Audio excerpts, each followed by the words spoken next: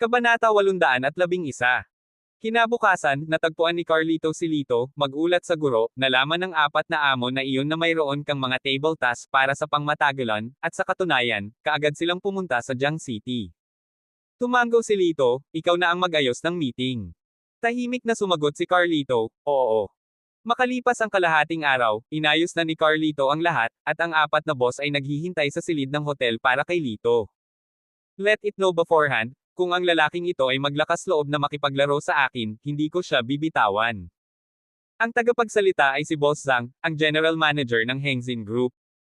Sa kabilang banda, si Zing, ang may-ari ng Fengyang Group, kasama ang kanyang nakaumbok na tiyan, ay malamig na nagsabi, tama, nagpapatakbo ako ng isang malawak na conglomerate araw-araw, at partikular akong nagpahinga para pumunta rito.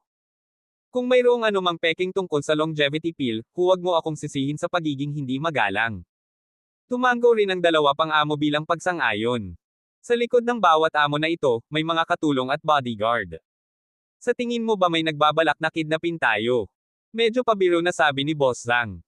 Ngumisi si Boss Zing, hindi iyon kidnapping, iyon ay naghahanap ng kamatayan. Kita mo, ang bodyguard ko ay isang martial arts grandmaster. Kaya niyang hatiin ang 1,000 bato gamit ang isang kamay. Ngumisi din ang isa pang amo, exactly, last time a servant of mine stole a cup, and my bodyguard casually slapped him which was shattered his head. Sa mga salitang ito, ang lahat ay tumawa ng buong puso, na lumikha ng isang masayang kapaligiran. Sa sandaling iyon, bumukas ang pinto, at pumasok si Lito, na sinundan siya ni Carlito. Habang nakatingin si Boss Zhang kay Lito, kumunat ang kanyang noo. Tumayo siya, sinabi niya kay Carlito, hoy, huwag mong sabihin sa akin na ang pharmacist na sinasabi mo ay ang batang ito. Bahagyang tumango si Carlito. Are you this triple messing with US? How could someone so young be a pharmacist? Galit na umuungal si Direk Zhang. Malamig na ngumuso si Director Zing, may ideya ka ba kung magkano ang kinikita namin sa isang araw? Pagsasayang ng oras namin sa ganito, hindi mo kayang bayaran. Iniinsulto bilang isang lumpo, biglang nagdilim ang mukha ni Carlito. Kung hindi dahil sa kapakanan ni Lito, nakagawa na siya ng aksyon. Gayunpaman, nang mawala siya sa kanyang pag-iisip, biglang gumalaw si Lito. Sa ilang mga punto, nakapwesto na siya sa harap ni Direktor Zhang, hinawakan niya ang braso niya at marahas na pinilipit. Basag. Sa malutong na tunog ng pagkabali ng buto, nabali ang braso ni Direktor Zhang. Ah! Yung braso ko! Yung braso ko! Si Direktor Zhang ay nagpakawala ng isang nakakakilabot na sigaw na parang isang umuungol na ghoul. Walang pakialam na sinabi ni Lito, paumanhin. Namula ang mukha ni Direktor Zhang habang sumisigaw, how dare you? Nabali mo ang braso ko, deadmeat ka, Alain. Sa puntong iyon, kumakbang pasulong ang isang martial artist na nagngangalang Alain, na nakasuot ng itim na kagamitan sa pagsasanay. Anak, bitawan mo si Direktor Zhang. Ipagpalit mo ang iyong mga braso at binti at ililigtas ko ang iyong buhay ngayon. Tumingin si Alain kay Lito ng may paghamak, na nagpapakita ng mataas at makapangyarihang kilos. Sa kanyang mga mata, ang binata ay mukhang mahina at mahina bilang isang tambo, hindi karapat-dapat nakatakutin. Bahagyang ngumiti si Lito, sigurado ka bang matatalo mo ako? Sa sandaling lumabas ang mga salitang ito, tumawa ang lahat maliban kay Carlito. Si Zing, ang amo, ay dumb-oble pa, napahawak sa kanyang tiyan sa pagtawa. Anak, mga martial arts expert ang mga bodyguard namin. I suggest na kunin mo ang payo ni Alain at pilayin mo ang iyong mga kamay at paa. Kung hindi, hindi ka aalis ng buhay ngayon. Gayunpaman, habang humihina ang kanilang tawa, sa sumunod na sandali ay tumahimik ang lahat. Biglang kumilos si Lito. Napakabilis na walang malinaw na nakakakita sa nangyari bago pinalipad si Alain. Bang! Sa malakas na ingay, naiwan si Alain na nakaimbed sa dingding. Gamit ang isang kamay sa likod, sumulyap si Lito sa natigilan na karamihan, nagtanong ng walang pakialam, bakit kayo tumigil sa pagtawa? Nakakatuwa ba iyon? Gulp! Napalunok ang tatlo pang amo, gulat na gulat ang kanilang mga mukha. Sino ang mag-aakala na ang tila mahinang binata ay maaaring magpakita ng hindi kapani-pani walang katapangan? Itinuro ang iba pang mga lalaki, sinabi ni Lito, sabay-sabay na ninyong isalakay ang mga bodyguard nyo. Ayokong sayangin ang oras ko. Sabay-sabay na humakbang ang mga bodyguard, malamig na sinabing, anak, hiniling mo ito.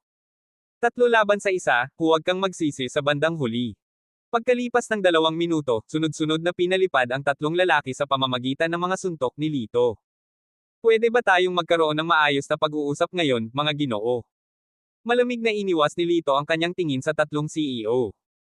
Sino ang maglalakas loob na magbigkas ng isang salita ng pagtanggi sa sandaling ito, hindi ba iyon ang paghahanap ng kamatayan? Hindi. Walang problema. Ang tatlong CEO, na nagpupunas ng malamig na pawis sa kanilang mga kilay, ay maingat na sumagot. Pagkatapos ay ibinaling ni Lito ang kanyang tingin kay CEO Zhang, malamig ang boses, CEO Zhang, hindi ko nauulitin ang aking mga salita sa pangalawang pagkakataon. Sa sandaling ito, si CEO Zhang ay napuno ng panghihinayang at nagmamadaling humingi ng paumanhin kay Carlito, pasensya na, humihingi ako ng tawad. Hindi kita dapat tinawag na may kapansanan. Ako ang may kapansanan. Paulit-ulit nang inisya ni Carlito.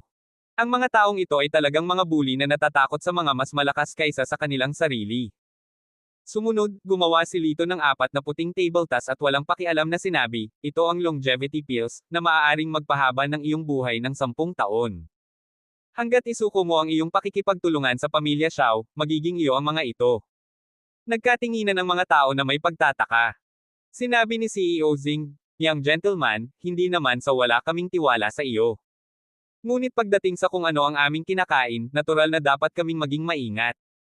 Paano mo mapapatunayan na talagang epektibo ang mga ito? Ang isa pang tao ay tumango at nag-echo, kung kakanselahin namin ang partnership sa pamilya Xiao, lahat kami ay nakipagsapalaran. Kung ang longevity pill ay lumabas na peke, ang aming mga pagkalugi ay magiging malaki. Ang mga tanong na ito ay lahat sa inaasahan ni Lito. Tinuro niya si CEO Zhang at sinabing, halika rito. Medyo natakot si CEO Zhang, ngunit hindi siya nang ahas na kontrahin si Lito. Sumuray-suray siya patungo kay Lito gamit ang kanyang bali na braso. Kumuha si Lito ng pulbos mula sa longevity pill at iniabot ito kay CEO Zhang, lunukan mo.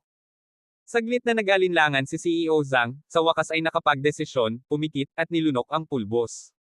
Pagkatapos, bigla siyang napahawak sa kanyang lalamunan at sumigaw, ang init. Nagbago ang ekspresyon ng karamihan. Maaari bang maging lason ang pil na ito? Sa mismong sandaling ito, may narinig na mga kaluskos mula sa katawan ni Direktor Zhang, na para bang ang kanyang kalansay ay lumalago. Sumunod, sa ilalim ng lubos na nagtatakang mga tingin ng ilang tao, ang bali ng braso ni Zhang ay mabilis na gumaling at bumalik sa paggalaw nito. Hindi na masakit ang braso ko, gumaling na talaga. Ginalaw ni Direktor Zhang ang kanyang braso, puno ng hindi makapaniwalang ekspresyon ang kanyang mukha. Dapat mong malaman, kahit na ito ang pinaka-advanced na medikal na paggamot ngayon, ito ay tumatagal ng hindi bababa sa 1 buwan upang pagalingin ang mga pinsala sa buto. At ang isang matandang kasabihan ay nagsasabi ang isang sugat sa mga ugat at buto ay tumatagal ng 100 araw upang maghilam. Sabay-sabay, ang 3 pang boss, na nakatingin sa puting tableta sa kamay ni Lito, ang kanilang mga ekspresyon ay ganap na nagbago. Wala nang mga pagdududa, puno na lamang ng pagnanasa at kasakiman. Kung ang kaunting pulbos ay nakakapagpagaling ng mga bali, hindi nakakagulat kung ang isang buong tableta ay maaaring magpahaba ng buhay. Bata, magkano ang tabletang ito? Gusto ko ng 3. Gusto ko ng 5, cash payment. Gusto ko ng 10, kahit anong presyo. Kaagad na may nagpahayag ng kawalang kasiyahan, matandang Han, hindi ba't masyado kang sakam na gusto mo ng 10? Kailangan mong mag-iwan ng ilan para sa amin. Si Director Han, ang pinakamayaman sa kanila, ay tumawa at sinabing, sa oras na ito, kung sino ang nagmamalasakit sa pagiging sakam o hindi, ang pinakamataas na bidder ang mananalo. Well everyone, nasabi ko na ba na nagbebenta ako ng pills? Habang walang tigil ang pagtatalo ng ilang individual, umalangaw-ngaw ang isang kalmadong boses na pagmamayari ni Lito. Nagulat ang lahat, at sinabi ni Ginoong Han, ikaw. Wala ka bang balak magbenta? Hanggat handa kang magbenta, maaari kang maging bilyonaryo kaagad. Naniwala si Lito dito, ngunit hindi siya partikular na interesado sa pera, at mahinahong sumagot, hindi ako nagbebenta. Agad na nabalisa ang grupo ng mga tao. Pagkatapos ng lahat, ito ay isang banal na gamot na maaaring pahabain ang buhay sa loob ng 10 taon. Bata, ano ang gusto mong gawin natin? Oo, gagawin namin ang lahat basta ibenta mo lang sa amin ang gamot. Nilero ni Lito ang gamot at dahan-daang sinabi, agad na putulin ang inyong pakikipagtulungan sa pamilya Xiao. At ipaalam sa publiko na mapuputol ninyo ang relasyon sa pamilya Xiao sa hinaharap. Sabay-sabay na natigilan ang 4 na individual. Ang kanilang mga konsorsyum ay ang pinakamalaking kasosyo ng pamilya Xiao. Maaaring sabihin ng isa na kung magpasya silang putulin ang relasyon sa pamilya Xiao, ang huli ay mahalagang mawawala ng malaking bahagi ng kanilang pundasyon. Bilang matatalinong individual, napagtanto nila na ang target ni Lito ay malinaw na ang pamilya Xiao. Ang ganitong hakbang, syempre, ay magpapagalit sa pamilya Xiao. Ngunit kung ikukumpara sa elixir ng matagal na buhay, ang pamilya Xiao ay tila hindi na mahalaga. Pagkatapos ng ilang sandali ng katahimikan, si Mr. Zhang ang unang nagdesisyon, sumasang-ayon ako, hanggat mayroon akong elixir of longevity, sisirain ko kaagad ang kasunduan. Sa takot na masaktan nila si Lito sa pagsasalita ng huli, ang iba ay nagsalita, payag din kami. Mabuti. Kinuha ni Lito ang life-extending elixir at ibinigay ito sa apat na individual. Pagkatapos, nagsalita siyang muli, pagkatapos ng gawaing ito, bawat isa sa inyo ay makakakuha ng isa pa, depende sa kung gaano kahusay ang iyong pagganap. Nang marinig ito, tuwang-tuwa ang apat na amo kaya nanginginig ang lahat. Sa pagkakataong ito, hindi na sila nagdalawang isip pa at agad na tumango, makasisiguro ka. Siguradong mabubusog ka namin. Magkita tayo sa susunod. Iniwan ang mga salitang ito, tumalikod si Lito at umalis. Pagkaalis ni Lito, maingat na sinuri ng apat na boss ang elixir of longevity, pagkatapos ay maingat na iniligpit ito. Bamulong si CEO Zhang, kulang ba sa utak ang pinuno ng pamilya Xiao? Paano niya masasaktan ng ganoong mataas na antas ng kapangyarihan? Umiling si CEO Zing, sino ang nakakaalam, ngunit ito ay talagang pabor sa atin. Patuloy na tumango si CEO Han, na pinasigla ng magandang balita at ngumisi, mukhang tapos na ang pamilya Xiao, magsisimula na ang palabas. Ang lahat ay karaniwang nakaayos, ang kailangan lang gawin ni Lito ay maghintay sa pagdating ng oras. Sa oras na ito, ang liham ng hamon ni Lito ay inihatid sa pamilya Xiao ni Badorsong. Nakaupo si Layoran sa sofa, niyakap ang dalawang dilag, ang kanyang mga kamay ay hindi idle habang ginagalugad nila ang mga babae. Sinulyapan ni Toby ang sulat ng hamon, pagkatapos ay ibinigay ito kay Layoran, kumpiyansa ka ba? Napakalakas niya. Si Layoran ay hindi man lang nag-abala na tingnan ito, nang hihinayang sinabi, sa aking paningin, siya ay isa lamang langgam. Sa Jiang City, ako ang hari. Naisip ito ni Toby, pagkatapos ng lahat, bilang isang batang Grandmaster na natalo ang dalawang Grandmaster, hindi ituturing ni Layoran na banta si Lito. Nga pala, maayos na ba si Ashain? Kapag napatay ko na ang punk na ito, dadalhin ko siya sa kama. Tamad na sabi ni Layoran. Naging seryoso ang mukha ni Toby nang sabihin niya, huwag kang mag-alala, kapag napatay mo na ang brat na iyon, magiging iyo si Ashain. Malaswa ang tawa ni Layoran, she's really a great beauty with a perfect body. I'll enjoy her thoroughly. Oh, by the way, Master Xiao, kung interesado ka, we can share. Kinagat ni Toby Xiao ang kanyang bibig, malamig na tumugon, paumanhin, hindi ako interesado. Umiling si Layoran sa pagkabigo, nakakabagot. Kung tungkol sa nagpapakamatay na challenger na ito, dudurugin ko siya sa ilalim ng aking mga paa, sa isabog ang kanyang bungo, at ipaalam sa lahat kung gaano katanga ang hominin ang hari. Nang marinig ito, sa wakas ay nagbigay ng ngiti si Toby sa kanyang mukha. Kinuyam niya ng mahigpit ang kanyang kamao, mariing sinabi sa kanyang sarili, Lito, ito na ang katapusan mo. Kabanata 812. Umupo si Lito at hinintay na dumating ang araw na iyon, na nakakaramdam ng pagkabagot, kaya nagpasya siyang puntahan si Cheng Cheng. Tinawagan niya si Corina at sinabing, Ate Corina, libre ako ngayon. Kaya ko pang alagaan si Cheng Cheng saglit, magpahinga ka na. Oh, okay. Salamat, medyo mahina ang boses ni Corina. Nang marinig ang kanyang boses, naramdaman ni Lito na maaaring umiiyak si Corina. Nakakunot ang noo niyang tanong, Ate Corina, anong meron? Umiling si Corina, wala talaga. Kunin mo si Cheng Cheng para maglaro sandali, I'll reimburse kita. Ate Corina, huwag kang magbiro sa akin. Sinabi ni Lito na may mapaglarong tawa, ngunit naramdaman pa rin niya na sinasadya ni Corina na itago ang kanyang emosyon. Pagkatapos niyang ibaba ang telepono, nagmaneho siya papunta sa kindergarten. Pagkatapos kunin si Cheng Cheng, tinanong niya ito, saan mo gustong pumunta at maglaro? Umiling si Cheng Cheng. Naunawaan ni Lito ang ibig niyang sabihin. Tinapik niya ang ulo niya at sinabing, gusto mong hanapin si nanay, ha? Napakabait mong bata. Bibilhan ka ng ice cream ng kapatid mo, tapos hahanapin natin si mama. Ma'am. Masayang tumango si Cheng Cheng. Tuwang-tuwa si Cheng Cheng, na tumanggap ng ice cream. Maganda rin ang mood ni Lito at maayos na nakarating sa beauty salon kung saan nagtatrabaho si Corina Shu. Pagpasok pa lang niya, nakita niya si Corina na nakatingin sa ibaba at nag-aayos ng mga gamit, at medyo hindi natural ang mga ekspresyon sa mukha ng ilang shop assistant. Ate Corina. Lumapit si Lito. Masayang isinubsob ni Cheng Cheng ang sarili sa mga bisig ng kanyang ina. Gayunpaman, ang mga kilos ni Corina ay matigas at hindi natural, dahil sadyang itinalikod niya ang kalahati ng kanyang mukha, na tila sinusubukang iwasan ang isang bagay. Ngumisi siya kay Lito, nandito ka, halika maupo, hayaan mong buhusan kita ng isang tasa ng tsaa. Sa puntong ito napansin ni Lito na ang kalahati ng kanyang mukha na kanyang tinakpan ay may kakaibang pulang marka, at ito ay namamaga. Nagdilim ang mukha niya, sino ang nakabangga sa'yo? Bahagyang namula ang mga mata ni Corina habang umiiling, wala lang, huwag kang mag-alala. Hindi ito mapabayaan ni Lito, itinuring niya si Corina bilang kanyang sariling kapatid, hindi niya kayang tiisin ang kanyang kapatid na inaapi. Not acceptable, you must tell me, pag hindi mo sinabi, I'll investigate myself. Si Lito ay determinado at walang humpay. Walang choice si Corina kundi sabihin sa kanya ang nangyari. Isang batang mag-asawa ang dumating kamakailan. Ang lalaki ay sinasamahan ng babae para sa pagpapaganda. Si Corina ang namamahala sa kanila. Ang lalaki ay tila isang mayamang young master, niligawan niya si Corina, at nasaksihan ito ng kanyang kasintahan. Ang babae ay hindi nang ahas na magalit sa kanyang kasintahan at kinuha ito kay Corina ng walang dahilan. Binuhusan siya ni Corina ng isang tasa ng tsaa, at sadyang hindi ito nasalo ng babae, kaya tumailesek ang tsaa sa kanya. Sinamantala niya ang pagkakataong ito at sinampal si Corina. Agrabyado na sinabi ni Corina, ayoko nang magsabi ng iba, pero inakusahan niya akong malandi at nanliligaw sa mga lalaki, hindi ko man lang tiningnan ng mabuti ang hitsura ng lalaking iyon, paano niya ako malayang sinisiraan. Nang marinig ang kwento, mas lalong nagdilim ang mukha ni Lito, sinabi niya, Sister Corina, makatitiyak ka, hindi ko hahayaang damaloy ang bagay na ito. Haha, anong big talk? Sa sandaling iyon, umalangaw-ngaw ang isang nakakatakot na boses, na pagmamayari ng isa sa mga kasamahan ni Corina. Kilala mo ba kung sino ang lalaking iyon?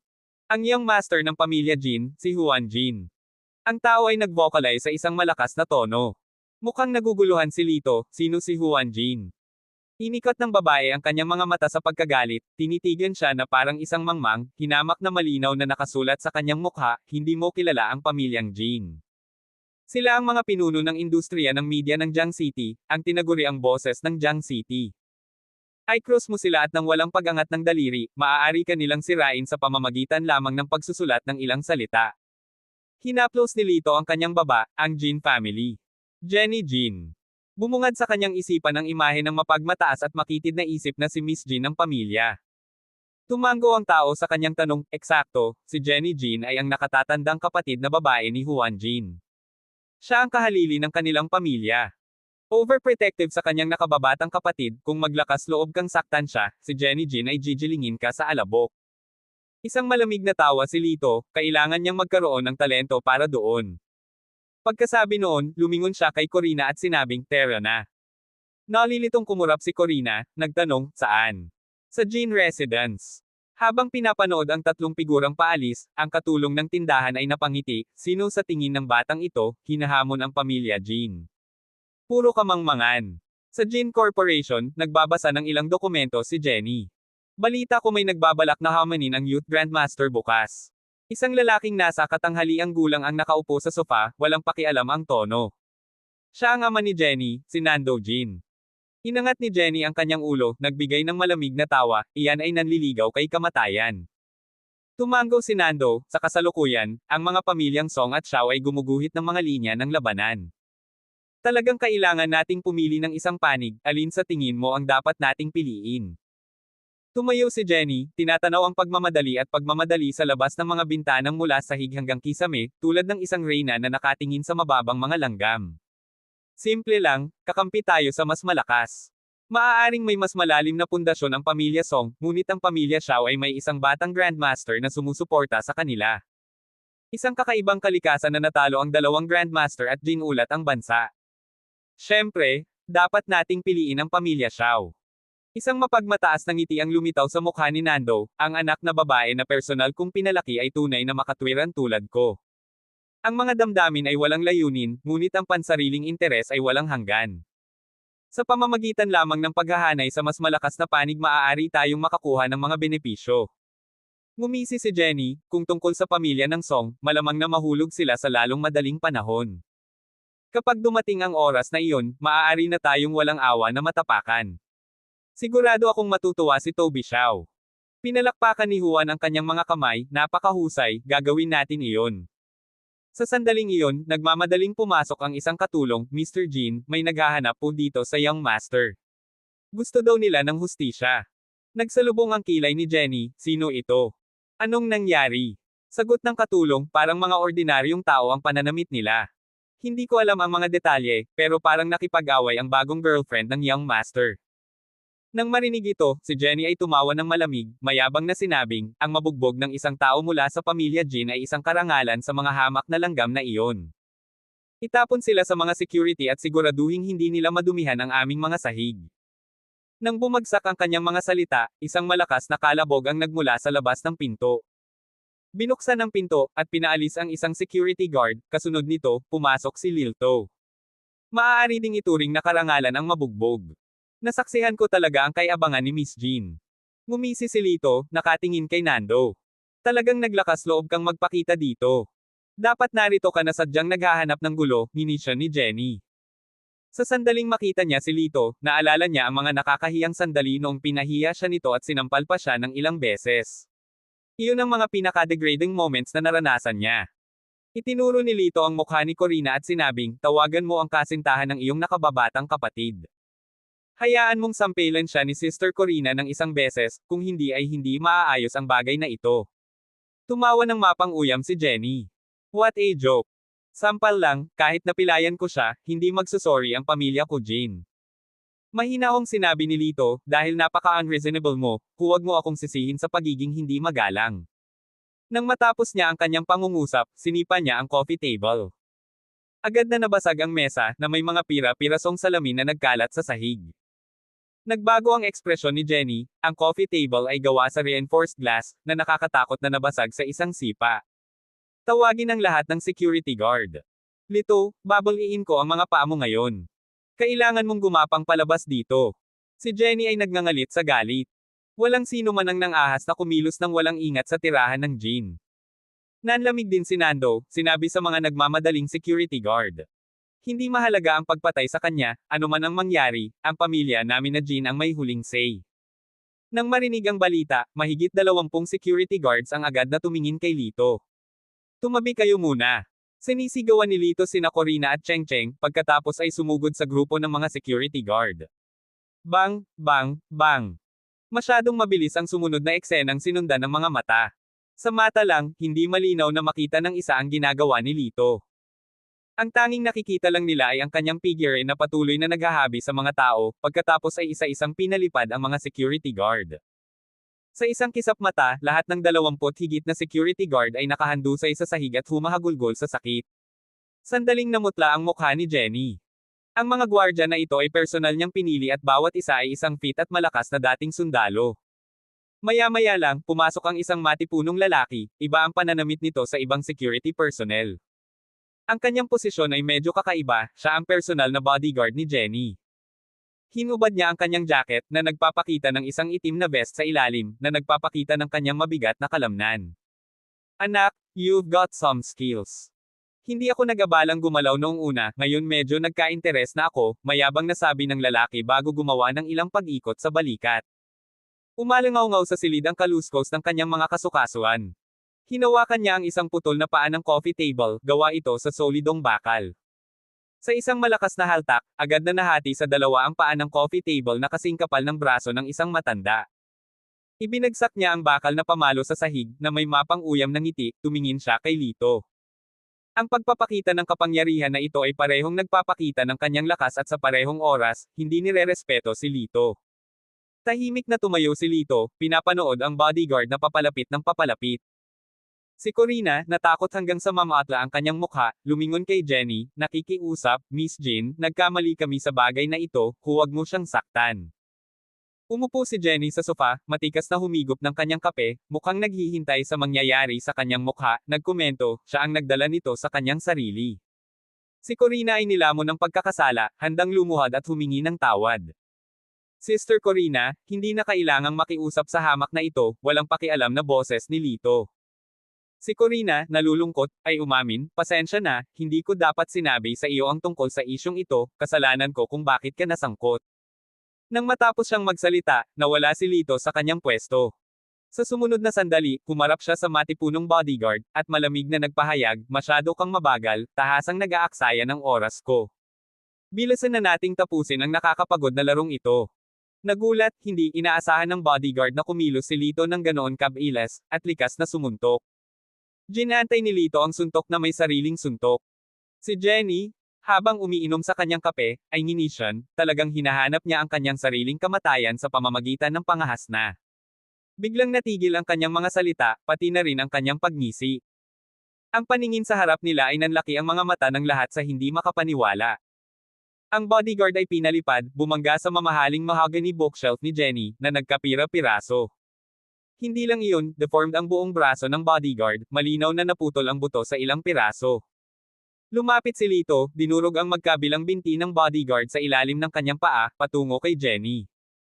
Ngayon, mukhang mas masama si Jenny kaysa sa isang taong nakalunok ng masasamang bagay. Ang tasa ng kape sa kanyang kamay ay gumawa ng ingay dahil sa kanyang hindi mapigilan na panginginig, o mas tiyak, ang kanyang buong katawan ay nanginginig. Habang papasok si Lito, isang hindi nakikita ngunit malakas, mabagsik na aura, ang tila humawak sa kanyang lalamunan ng mahigpit. Kabanata 813. Ano? Anong gusto mong gawin? Nauutil si Jenny, na puno ng takot ang kanyang mga mata, ibang-iba sa dating mapagmataas na kilos niya. Namula ang mukha ni Nando sa sama ng loob, anak, huwag kang maging walang ingat. Paano kung magaling ang martial arts mo? Sa likod natin ay ang pamilya Xiao, at sa likod ng pamilya Xiao ay ang Juvenile Grandmaster. Sa tingin mo ba matatalo mo ang Juvenile Grandmaster? Juvenile Grandmaster. Halos humagalpak ng tawa si Lito. Inisip ni Nando na natakot si Lito, at malamig na nagsalita, tama iyon. Sa madaling salita, kung nasaktan mo kami, pinupukaw mo ang Juvenile Grandmaster. Mas mabuting humingi ka kaagad ng tawad. Kung hindi, makakatagpo ka ng isang kakila-kilabot na wakas. Bago pa man siya matapos magsalita ay isang masakit na sakit ang nanggagaling sa kanyang braso. Mukhang hindi mo pa alam na ang taong naglabas ng hamon kay Layaran ay ako. Mahinahong nagsalita si Lito. Nang marinig ang mga salitang ito, lubos na nabigla si Nando. Hindi niya akalain na nakatayo sa harapan niya ang baliw na nagpadala ng hamon sa Juvenile Grandmaster. Hindi ba talagang katangahan ang paggamit ng Juvenile Grandmaster para takutin si Lito? Give yourselves 10 minutes. Kapag hindi nagpakita dito si Huan Jin at ang girlfriend niya, pupulutin ko ang mga paa mo. Napakalmado ng tono ni Lito, ngunit ang panggigigil sa kanyang mga mata ay nagpaalam kay Nando na hindi siya nambobola. 10 minuto. Natatakot ako na hindi sapat ang oras. Sa sobrang takot ni Nando ay natatakpan ng pawis ang kanyang noo. Malamig na ngumiti si Lito, sa bawat minutong huli, kukunin ko ang isa sa iyong mga daliri. Matapos maubos ang iyong mga daliri, lilipat ako sa iyong mga daliri sa paa. Naniniwala ka ba na magagawa mo ito sa tamang oras? Napalunok ng kaba si Nando at mabilis na tumango, oo, kaya ko. Kaya ko. Tinawag ni Nando ang kanyang anak na si Huan Jin, na kumakain sa isang western restaurant kasama ang kanyang kasintahan. Brat! Kaladkarin mo agad sa office. Galit na umuungal si Nando. Si Juan, na nabigla, ay sumagot, Tay, kumakain ako ngayon. Pwede ba tayong mag-usap sa isang oras? Halos lumuwa si Nando sa sobrang inis at nagutos, isama mo ang girlfriend mo, at nandito ka sa loob ng 10 minuto o huwag mo na akong tawaging ama. Ganap na fog, alam ni Juan sa tono ng kanyang ama na mukhang seryoso ang sitwasyon, kaya nagmadali siya. Sa oras na dumating si Juan, 12 minuto na ang lumipas. Mapatla ang mukha ni Nando. Habang naglalakad si Juan sa opisina, sinulyapan niya ang ilang hindi pamilyar na mga mukha nang hindi man lang tumitingin ng diretso, at tinanong si Nando, Tatay, ano ang problema? Itinuro ni Nando si Corina at nagtanong, kilala mo ba siya? Bago makasagot si Juan, nakita niya si Corina at ang kanyang kasintahang si Lingling Jiang, na malamig na ngumuso, syempre kilala ko siya. Isa siyang malandi na sinubukang akitin ang boyfriend ko sa beauty salon. Galit na sumagot si Corina, kalokohan mo ang sinasabi mo. Ni hindi ko siya nilingon. Kung hindi ka naniniwala sa akin, tanungin mo siya. Isang guilty na ekspresyon ang kumalat sa mukha ni Juan habang siya ay nanatiling tahimik. Inilibot ni Lingling ang kanyang mga mata at nginisyan, hindi mo na kailangang ipagtanggol ang iyong sarili. Ang mababang uri ng babae na tulad mo, kahit ano ay masasabi para sa kapakanan ng pag-akyat sa tuktok. Walang modo. Sa sandaling ito, si Lito, na matagal nang nakaupo sa sopa, ay tumayo at lumapit kay Lingling. Tanong niya, gusto ko lang malaman, sinampal mo ba siya? Oo. Hindi ko nagustuhan ang itsura niya, kaya sinampal ko siya. Anong problema? Si Lingling ay mayabang na tumingin kay Lito. Dahil siya ay maganda at bata, siya ay hinangaan ni Juan sa loob ng mahabang panahon. Ito ay humantong sa kanyang pagiging mas mapagmataas at mapagpakumbaba, na tumitingin sa iba. Kung hindi ka mayaman, hindi ka rin magiging worth it sa atensyon niya. Tama na. Bago pa niya matapos ang kanyang sasabihin, isang sampal ang dumapo sa kanyang mukha. Napabalikwa si Lingling ng ilang talampakan. Tinakpan niya ang kanyang mukha, at napaungol na parang kinakatay na baboy, sino ang nagbibigay sa iyo ng karapatang saktan ako? Malamig na ngumisi si Lito, hindi ko nagustuhan ang hitsura mo, kaya sinampal kita. Anong problema? Patay ka. Tumakbo si Lingling kay Juan, nakikiusap, darling, ipaghiganti mo ako. Putulin mo ang kamay ng bastos na ito. Saglit na natigilan si Juan, hindi inaasahan na si Lito ay maglakas loob na saktan ang kanyang babae sa kanyang kerehan. Nang magkamalay na siya ay agad siyang tumahol, anak, lumuhad ka at humingi ng tawad sa aking kasintahan o ipapadama ko sa iyo na patay ka na. Hindi siya worth it. Malamig na tumikim si Lito. Habang si Juan ay malapit ng magtaas ng manggas at kumilos, biglang umungal si Nando, you little brat, halika rito at itigil ang pagdikit ng iyong ilong sa hindi nararapat. Natigilan si Juan. Dad, sinaktan niya ang babae ko. Paano ko ito matitiis? Sa sobrang galit ni Nando ay maaari siyang mamatay. Ang maliit na brat na ito ay nagdulot sa kanya ng malaking problema at hindi niya ito alam. Maglakas loob kang makialam sa usaping ito, huwag mo na akong tawaging ama. Hindi inaasahan ni Juan na ganoon kalakas ang paninindigan ng kanyang ama. Saglit na hindi siya naglakas loob na magsalita. Hindi naman siya tanga, parang may naramdaman siyang kakaiba sa sitwasyon. Ang kanyang ama ay tila labis na nag-iingat sa binatang ito, na naging dahilan upang kiligin si Juan. Nang walang ibang salita, sinampal muli ni Lito si Lingling. Paumanhin kay Ate Corina. Kung hindi, hindi pa tapos ngayon. Sinampal si Lingling hanggang sa makakita ng mga bituin, at tumingin siya kay Juan ng nagmamakaawa, gayunpaman, walang reaksyon si Juan at lumayo sa kanya. Feeling wronged? She said. Darling, hindi ba nangako ka na paprotektahan mo ako sa natitirang bahagi ng iyong buhay kagabi? Sa sandaling ito, malamig na nagsalita si Nando, mula ngayon, walang kinalaman sa iyo ang anak ko. Si Lingling ay namutla sa takot at tumingin kay Juan. Hindi nang ahas si Juan na magsabi ng kahit isang salita.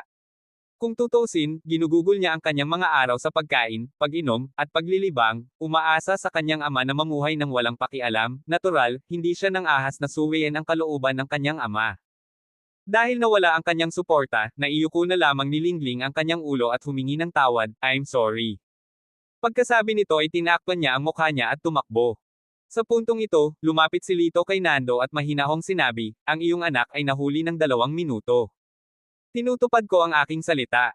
Nang matapos siyang magsalita, may naramdaman si Nando na kakaiba sa kanyang kamay.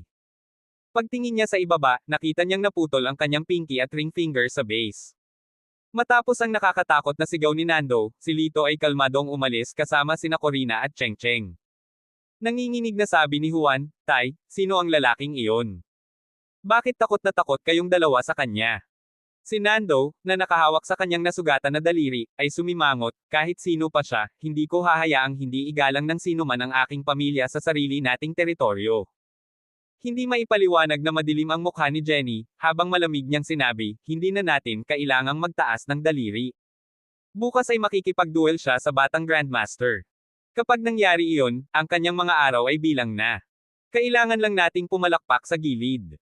Kakaalis lang ni Lingling sa kumpanya ng Jin nang makita niya si Lito at ang iba pa na lumabas at umalis. Sa isang mabilis na ideya, pinahinto niya ang isang taxi at hiniling sa driver na sundan sila habang mabilis na nagdidial ng numero sa kanyang telepono, bumubulong ng malakas. I have never been so humiliated before. I swear, I won't let that guy meet a good end. Maingat niyang hinawakan ang namamagang pisngi, mapait na ungol. Tumawag siya at bumulong, Kuya Chen, ako ito, Lingling. Ang lalaking tinawagan niyang Brother Chen, ay kilala bilang Topper Chen, isang lokal na tawag na may kaunting sumusunod. Noon pa niya hinahabol si Lingling. Gayunpaman, dahil nasagasaan ni Lingling ang mayamang batang lalaki na si Juan, hindi man lang siya nag-alis ng tingin kay Topper. Kung hindi siya itinapon ni Juan ngayon, hindi niya iisipin ang lalaking ito. Kuya Chen, pinagsamantalahan na kita. Paninindigan mo ba ako? Ang boses ni Lingling ay nakakaakit na matamis. Nang marinig ang kanyang mga salita, agad na namula si Topper Chen. May nangahas namang bully sa'yo. Siyempre, paninindigan kita. Pero paano naman yung date na iminungkahi ko noong huli? Si Lingling ay nagpakita ng naiinis na ekspresyon, ngunit nahihiyang sumagot, basta tutulungan mo akong makamit ang hustisya, papayag akong makipag-date sa iyo, mahal. Ang kaibig-ibig na terminong, mahal, ay muntik nang magpatalsa kay Topper sa kanyang medyas. Agad niyang tinanong, nasaan ang lalaki? Papunta na ako. Nagmamadaling ibinigay sa kanya ni Lingling ang address at ang number plate ni Lito, at hindi na makapaghintay si Topper na makarating doon. Pagkalipas ng 5 minuto, sumulyap si Lito sa rearview mirror. Nang makita si Lingling na sumusunod sa kanya sa isang taxi, nanlamig kaagad ang kanyang mga mata. Pinapaalis ka minsan, at ngayon gagawa ka ng paraan para hanapin ang kamatayan. Sinadya niyang pinaandar ang kanyang sasakyan sa isang liblib na eskinita. Mukhang nalilito si Corina at nagtanong, saan ka pupunta? Naliligaw ka ba? Umiling si Lito at sinabing, may darating para sa gulo. Ikaw at si Cheng Cheng ay manatili sa kotse, at aayusin ko ito sa loob ng 2 minuto. Lubos na natarante si Corina, ngunit nagtiwala siya kay Lito. Sa pagkakataong iyon ay may bumungad sa kanila na van na humaharang sa daan. Inihinto ni Lito ang kanyang sasakyan. Bumukas ang pinto ng van, at naunang lumabas si Topper, may bitbit na pamalo sa kanyang kamay. Sinundan ng 3 alipors, naglakad siya papunta sa harapan ng kotse ni Lito. Bang! Ang Spike Club ay bumagsak sa kotse ni Lito. Lumabas ka sa kotse. Mayabang na hiling ni Topper. Binuksan lang ni Lito ang pinto at lumabas, at sinabi kay Topper, kung hindi ako nagkakamali, nandito ka para ipaghiganti ang dating kasintahan ni Juan. Natigilan si Topper, namumula ang mukha, anong ex-girlfriend? Malapit nang maging babae ko si Lingling. Ngumiti si Lito, ngunit 20 minutes ago, nakita ko sa sarili kong mga mata, tinatawag niya si Juan, Imi darling. Nagbago ang mukha ni Topper, at bigla siyang napahiya. Sa sandaling ito, tumakbo si Lingling mula sa gilid at nilinaw, huwag mong pakinggan ang kanyang kalokohan, ikaw ang pinaka-manly na lalaki sa paningin ko, bakit pa ako makakasama? Nang marinig ito, nakaramdam kaagad ng inspirasyon si Topper, tinuro si Lito at sinabing, hoy, bata, binugbog mo siya ng ganito, lumuhad at humingi ng tawad sa kanya. Anong walang isip? Napailing si Lito sa pagkabigo at biglang kumilos. Ang ilang maliliit na punk ay walang oras upang ipagtanggol ang kanilang mga sarili at halos agad-agad na natamba sa lupa. Tinapakan ni Lito ang ulo ni Topper at walang pakialam na sinabi, nasira mo ang kotse ko, ang gastos sa pagkukumpuni pa lang ay humigit kumulang $1,000. Bayaran mo sa akin ang pera, kung isa sa alang-alang na ang utak mo ay agos na, hindi ako magdaramdam sa iyo. Agad na napangiti si Topper. Ang ganitong uri ng petty thug ay palaging nag-iikot sa pang-aapi sa mahihina, hindi pa siya nakatagpo ng ganitong matigas na karakter. Ako ang magbabayad. Tigilan mo nga ako sa kabog. Mabilis siyang naglabas ng ₱1,000. Kinuha ang pera, sinipa siya ni Lito na lumipad at pagkatapos ay agad na sumakay sa kanyang sasakyan at umalis. Awkward na tumayo si Topper at sinabi kay Lingling, napakalakas ng kanyang mga galaw, hindi ko masisisi ito. Kailan tayo dapat magtakda ng petsa para sa susunod nating pamamasyal? Si Lingling ay nagngangalit at napagalitan ng malakas, walang kwenta kayong basura. Apat sa inyo ay hindi kayang talunin ang isang tao, ako, si Lingling Jiang, ay hinding-hindi sasama sa isang talunan na tulad mo. Sa kanyang mga sinabi, nagdilim ang mukha ni Topper. Nakipagsapalaran siya sa panganib na humingi ng hustisya para sa kanyang minamahal na babae, ngunit pinagalitan lamang siya bilang walang kakayahan. Kaya ito ang totoong mukha ng babaeng ito. Kapag kailangan kanya, maaari siyang maging matamis at kaakit-akit. Sa sandaling makita kanyang wala kang silbi, walang awa niyang sisipain ka at malaya kang insultuhan. Haha, Lingling, mali talaga ang paghusga ko sa'yo noon. Ang mga babaeng katulad mo, mas masahol pa sa mga nagbebenta ng katawan. Dinuraan siya ni Topper at naglakad palayo. Kabanata 814.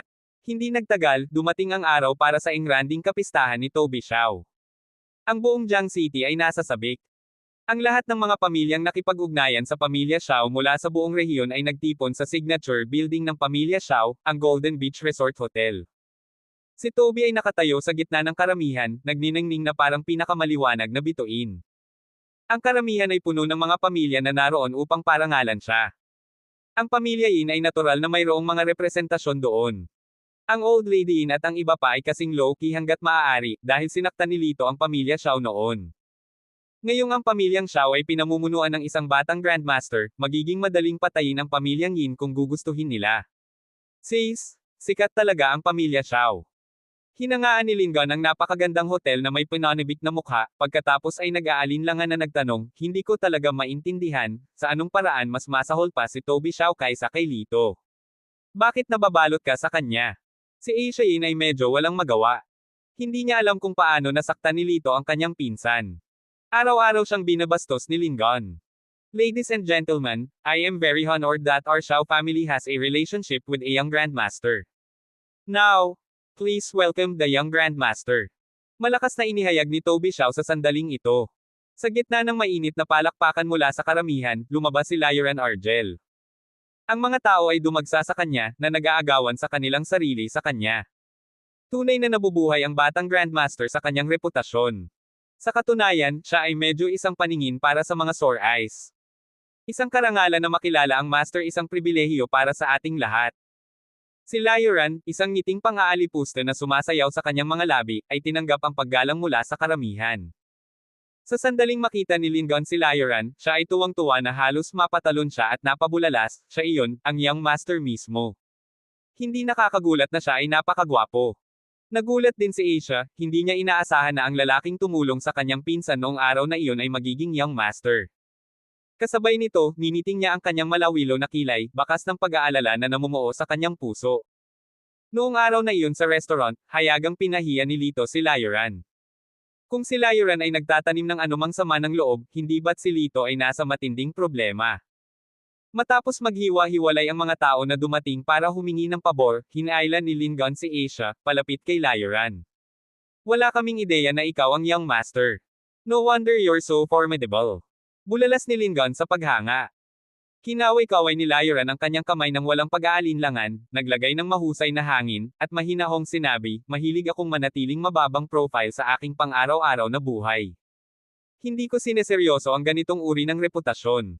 Nang marinig ito, lalo pang humanga ang mga tao sa kanyang malalim na kilos. Si Lyran ay sadyang lumapit kay Asia Yin, pinagmamasdan ang kanyang kagandahan, at nagtanong, Miss Yin, sa iyong paningin, paano ko maihahambing kay Lito? Sumimangot si Asia, hindi sigurado kung paano sasagot. Humagalpak ng tawa si Lingon at diretsyong sinabi, kung ikukumpara sa iyo, walang silbi si Lito. Lingon, itigil ang pagsasalita ng walang kaparerekon. Agad na lumungkot ang mukha ni Asia, kahit si Lito ay hindi kasing talino ng young grandmaster, siya pa rin ang boyfriend ko pagkatapos ng lahat. Ang salitang, boyfriend, ay agad na sumakit kay Lyran. Agad siyang nagsuot ng malungkot na ekspresyon. Tila hindi pa rin alam ni Asia na ngayon ang itinakdang araw ng pagpanaw ni Lito. Sa oras na iyon, si Asia, na binanggit bilang ang pinakamagandang babae sa Jiang City, ay nasa ilalim niya. Sa sandaling iyon, dumating ang Elder Song at ang kanyang anak na si Bador Song.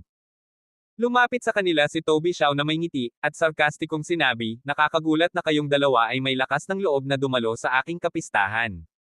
Napunta ang tingin ng lahat sa mag-amang Song duo, lahat ay handang tangkilikin ang kawili-wiling kaganapan. Sa nakalipas na ilang araw, maraming negosyo na kabilang sa pamilya Song ang inagaw ng pamilya Xiao. Sa sandaling balanse sa kapangyarihan, nagkaroon na ngayon ang pamilya Xiao ng kalamangan kasama ang young grandmaster sa kanilang panig, na ginagawang mas mahina ang pamilyang Song kung ikukumpara. Ang mga pamilya sa Jiang City na sa una ay may mabuting pakikitungo sa pamilya Song, nang makita ang sitwasyon, ay lumipat sa panig ng pamilya Xiao. Hindi napigilan ni Toby na tumawa ng masama, Elder Song, huwag mo akong sisihin sa pagiging malupit. Ito ay survival of the fittest. Maling panig ang pinili ng pamilyang Song, hindi ako masisisi dyan. Sumikip ang mukha ni Elder Song, ngunit pantay-pantay siyang tumugon, malamig ang boses, kahit ano paman, tatayo lang ang pamilya ko kay Lito. Umiling si Toby Xiao, sayang. Siya ay may ilang mga kasanayan, ngunit ngayon ang kanyang kalaban ay ang young grandmaster. Kung siya ay maglakas loob na sumama, humihingi lang siya ng gulo. Walang sinagot si Elder Song sa pahayag na ito. Kung tutuusin, hindi maikikaila ang reputasyon ng young grandmaster. Sis, bakit palagi kong naririnig ang pangalang Lito? Si Lingon ay mukhang naguguluhan habang sinabi niya, ang taong humahamon kay Young Master Lioran ay si Lito. Bumilis ang tibok ng puso ni Asia, habang masiglang umiling, hindi siya magiging ganoon katanga. Tumango si Lingon, tama ka, hindi siya mangangahas. Sa kabilang banda, hindi makayanan ni Bador Song na makitang iniinsulto sa publiko ang kanyang ama at galit na nagpahayag, ano ka ba, Toby? Umaasa ka lang sa Young Master na si Lioran. Ngumiti si Toby at mayabang na tumugon, tama, kung kaya mo, humanap ng mas makapangyarihan kaysa kay Young Master Lioran na maaasahan. Young Master Song, kung patuloy kang magiging bastos sa akin, wala akong magagawa kundi paalisan ka. Ang lakas ng loob mo, bastos. Hindi inaasahan ni Bador na lubos na baliwalain ni Toby ang dignidad ng pamilya Song. Lumapit ang ilang martial arts practitioner, handang paalisin si Bador Song. Biglang may sumulpot na figure mula sa pinto, at bago pa man makita ng mga tao ang kanilang mukha, pinalipad na ang mga martial arts practitioner na iyon. Tinitigan ni Bador Song ang silhwete na biglang lumitaw sa kanyang harapan, ganap na nabigla, Master Argel. Bahagyang tumango si Lito patungo sa nakatatandang Song at Bador Song, pagkatapos ay bumaling siya kay Toby, ang suporta ng pamilya Song. Ako iyon. Nang marinig ito, si Toby ay natigilan sa una, pagkatapos ay humagalpak ng tawa. Nang makita ang pagtawa ni Toby, ang iba sa karamihan ay napatawa rin. Isang tulala nga ang nagpakita, na naglakas loob na hamanin ang pamilya Xiao, isang tunay na baliw. Nang masaksihan ang eksenang ito, nagulat si Asia at tumakbo, Lito, anong kalokohan ang pinagsasabi mo? Agad siyang bumulong, may isang batang Grandmaster sa pamilya Xiao, dapat mong iwasang magalit sa kanila. Napakunot ang gilid ng bibig ni Lito na may mapang uyam ng ngiti, Young Grandmaster. Kwalipikado pa ba si Lioran? Whoosh! Sa sandaling lumabas ang kanyang mga salita, ang mga tao ay naghiwa-hiwalay. What's this kid's deal? Isn't his way of speaking way too arrogant? Kilala ko siya. Boyfriend siya ni Asia na sumulpat ng wala sa oras. Para itong sariwang bulaklak na nakaipit sa dumi ng baka, bakit ang numero 1 kagandahan ay mapupunta sa isang loko? Ang pamilyang Song ay mayroon ding maluwag na tornilyo, para talagang umasa sa isang hindi mapagkakatiwalaang taga-suporta. Isang barrage ng pangungutya at pagdududa, tulad ng isang marahas na bagyo, ang bumalot kay Lito. Sa buong panahon, ang ekspresyon ni Lito ay nanatiling kalmado. Ang isang maringal na agila ba ay nagmamalasakit sa mga iniisip ng mga langgam sa lupa. Sapat na ba ang lahat ng sinabi mo? Kung oo, please get out of the way. Kalmadong nagsalita si Lito, itinuro si Lioran, ngayon, matatalo kita.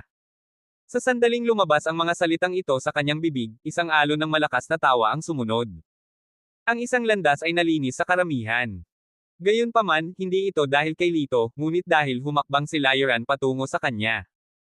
Anak, hindi ko talaga alam kung ano ang tumatakbo sa utak mo, biglang ngumisi si Lioran. Dahil baliw ka, baka hindi kita mapatay. Pero, baka ma-disable ko ang isang parte ng katawan mo at maging inutil kang tao. Pagkatapos, tumingin siya kay Asia na may mapanlinlang na tingin. Biglang nanlamig ang mga mata ni Lito. Nahuhumaling sa kanyang babae, itong si Lioran ay talagang hindi alam kung ano ang kanyang hinihiling.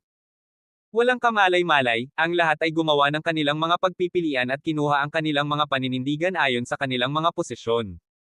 Karamihan sa kanila ay nakatayo sa likod ni Lioran.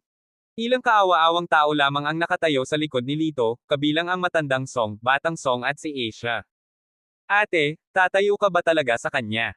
He is doomed. Si Lingon ay nag-aatubiling ekspresyon. Itinikom ni Asia ang kanyang mapupulang labi at mariing sinabi, dapat akong tumayo sa kanyang tabi.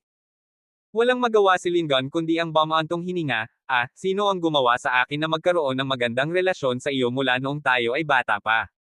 Ngunit ang pagsusumamo para kay Lito kung matalo siya mamaya ay talagang magiging problema.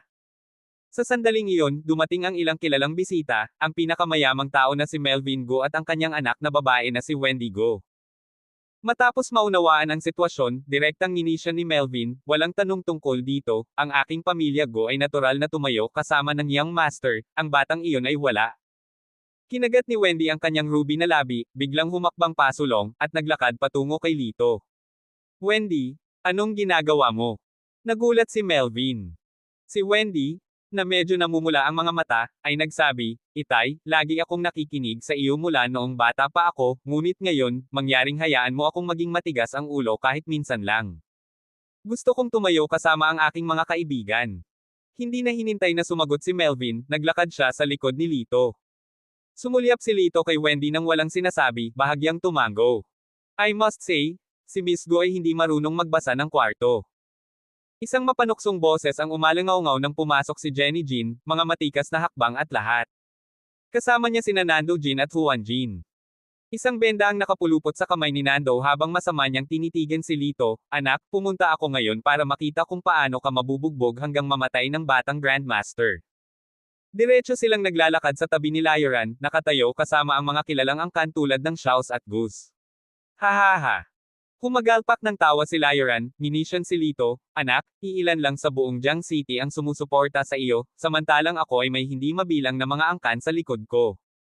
Ano ang iniisip mo na makakalaban mo ako? Kung ako sa iyo, luluhod ako at humingi ng awa ngayon. Marahil, baka magkaroon ka ng isang maliit na pagkakataon. Nanatiling kalmado si Lito, walang pakialam ang kanyang boses, tama na ang usapan, magsimula na tayo. Ang mga tao ay mabilis na umatras habang ang katawan ni Layoran ay sumabog na may mabangis na aura, na humahampas kay Lito na may hampas ng palad.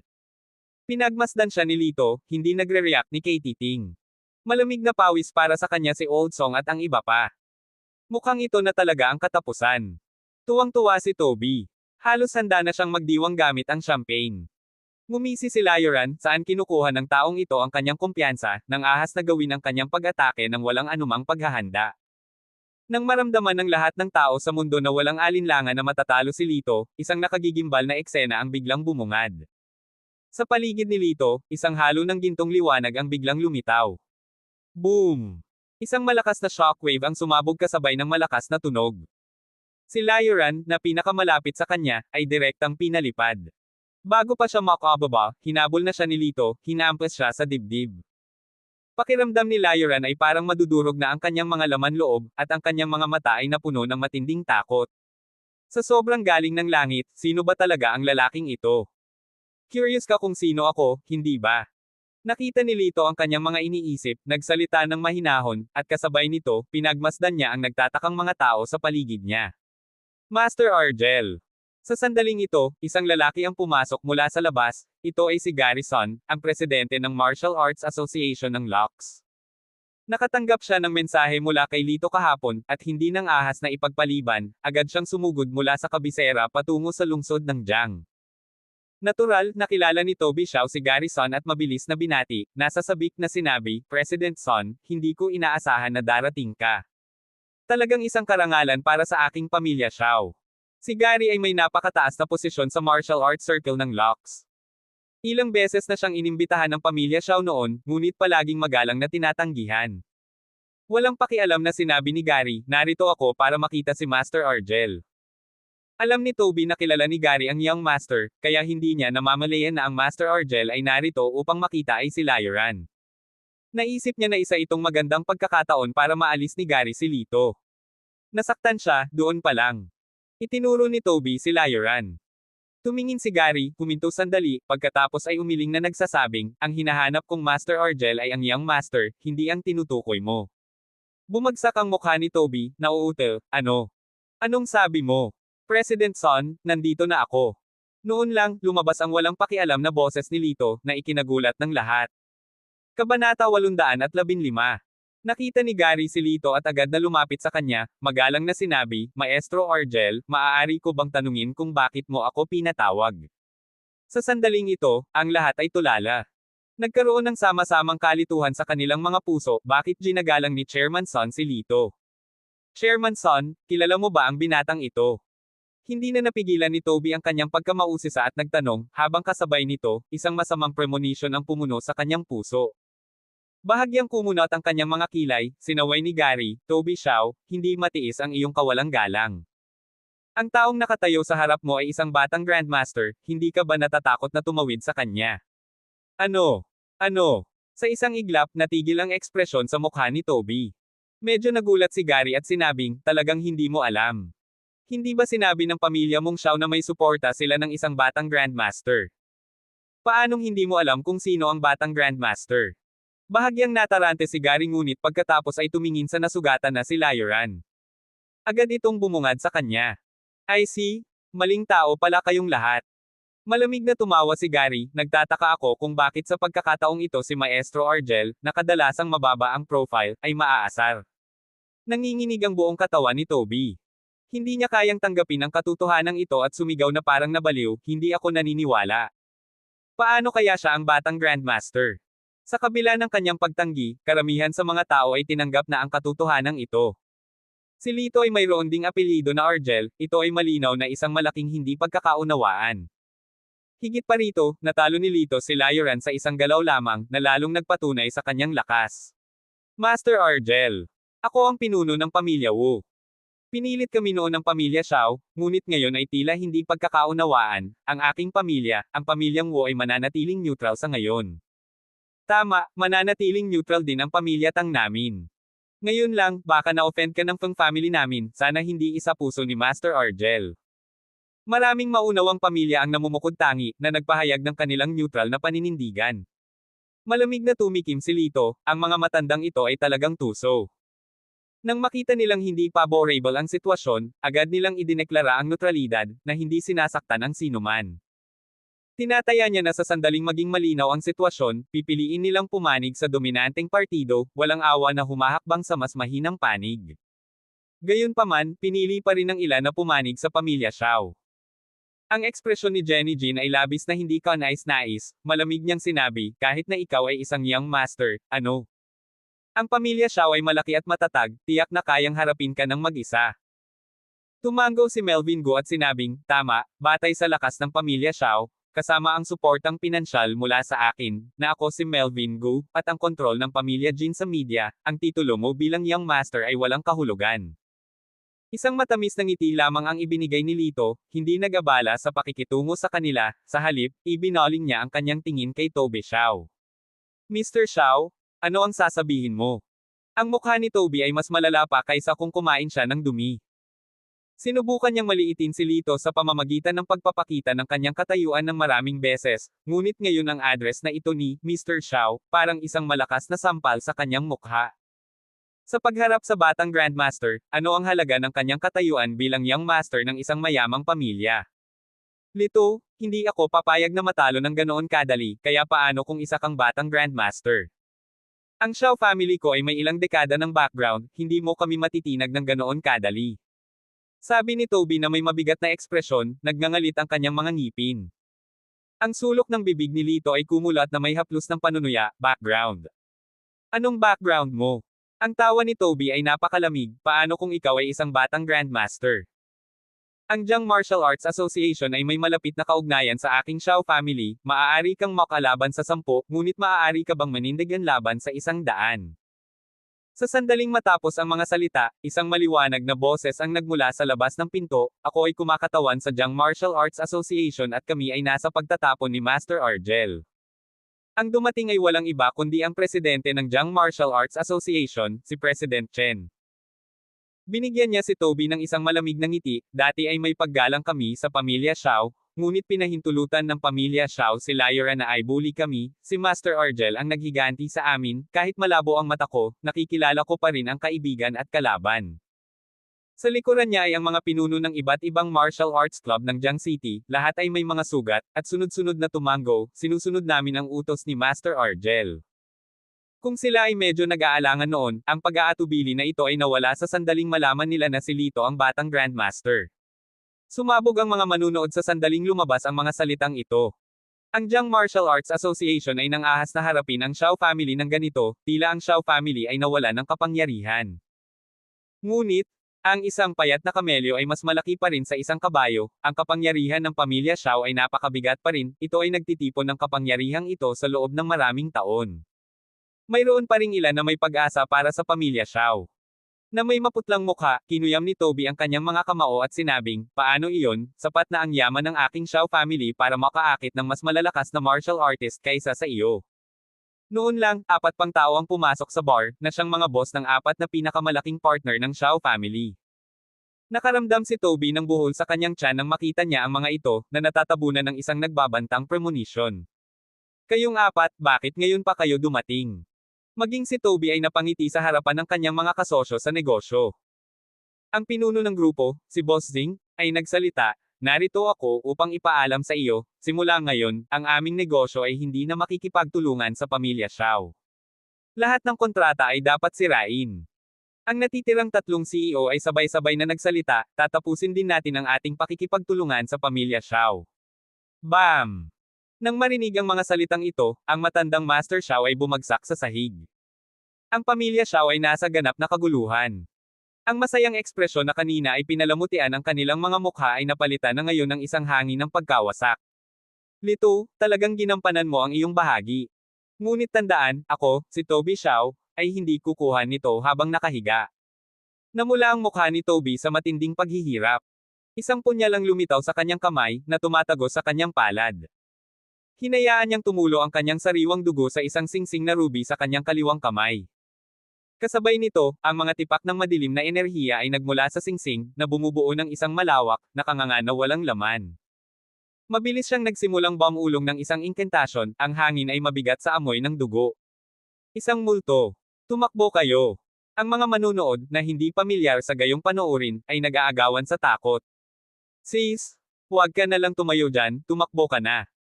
Napagtanto ang panganib, mabilis na hinayla ni Lingon si Asia patungo sa labasan. Ngunit paano siya? Si Asia ay tumingin kay Lito nang nag-aalala. Siya ang Young Grandmaster. Mas dapat mong alalahanin ang sarili mo. Dahil sa pagkabigo, si Lingon, nang walang karagdagang abala, ay kinaladkad si Asia, na tumatakbo patungo sa exit ng hotel. Makalipas ang 10 minuto, naiwan ang buong hotel, naiwan lamang sina Lito at Toby. Anak, alam mo ba kung ano ito? Si Toby ay tumawa ng nakakatakot habang ang isang nakakatakot na network ng mga pulang ugat ay lumitaw sa kanyang balat, na kumakalat na parang sapot ng gagamba. Bahagyang sumimangot, sumagot si Lito, Dark Magic. Hehe, marami ka talagang alam. Ito ay Western Black Magic. Paano kung ikaw ang Young Grandmaster? Matatagpuan mo ba ang makapangyarihang Blood Clan? Ang tawa ni Toby ay parang hindi makatao habang ang isang alon ng siksik na itim na enerhiya ay sumambulat na may sapat na puwersa upang walisin ang isang hukbo. Boom! Sa matinding pagbagsak, gumuho ang buong hotel. Lito, nakatadhana ka pa ring mamatay sa mga kamay ko. Umalangaw-ngaw ang baliw na tawa ni Toby. Biglang napahawak ng mahigpit ang kanyang leeg ng isang kamay. Isang ekspresyon ng matinding kawalang paniwala ang napalitan ng baliw na tingin sa mukha ni Toby, imposible. Hindi ako naniniwala dito. Malamig na tumikim si Lito, pumunta ka sa kamatayan, basura. Sa sandaling ito, lumabas ang isang pulang dugong aura mula sa singsing ni Toby, na nagdulot ng isang napakalaking multo sa hangin.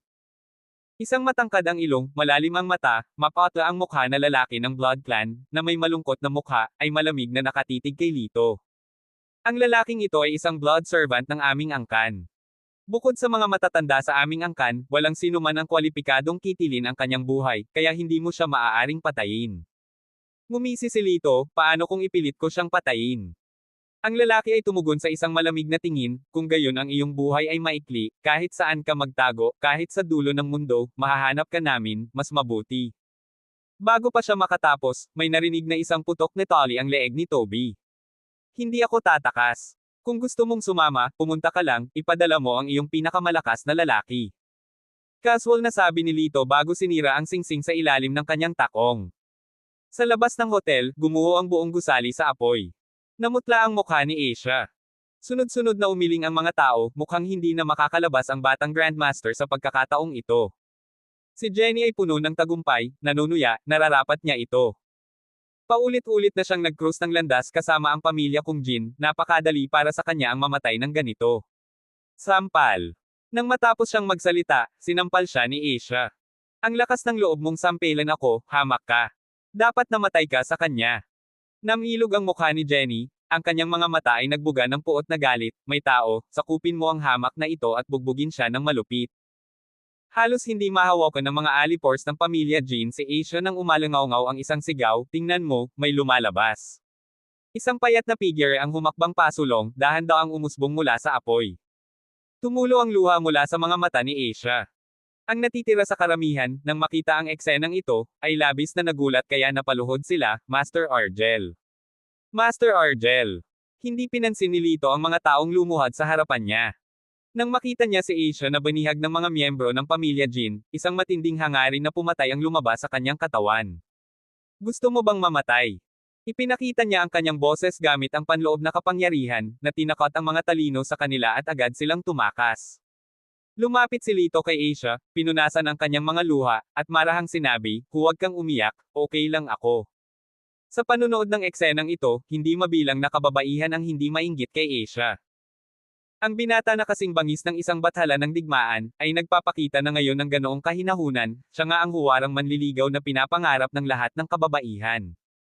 Pagkatapos aliwin si Asia, bumagsak ang tingin ni Lito kay Jenny. Ang mga miyembro ng pamilya Jean ay tahimik bilang sukade sa malamig na taglamig. Jenny Jean, paulit-ulit mo akong ginugulo. Hindi naman sa hindi kita binigyan ng pagkakataon. Ang tono ni Lito ay napakakalma, gayunpaman, nanginginig ang lahat.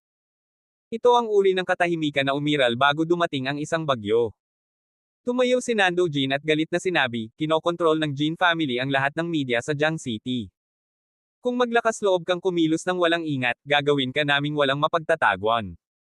Ngumisi din si Juan Jin, tama, mas mabuti kung mabilis kang makaalis sa Jiang City. Sa sandaling bumaba ang boses, sinampal ni Lito ang isa. Sa ilalim ng gulat na tingin ng karamihan, ang tatlo mula sa Jin family ay agad na naglaho, sinampal ng walang bakas. Namumula si Melvin Go at lumuhod, Master Argel, nasaktan kita noon, mangyaring iligtas ang aking buhay. Kalmadong sinabi ni Lito, ang dahilan kung bakit ka mabubuhay ay hindi dahil nagmakaawa ka sa akin, kundi dahil sa iyong anak na babae. Dahil doon, tumingin siya kay Wendy, mula ngayon, ituring mo ang iyong sarili bilang kaibigan ko, Lito.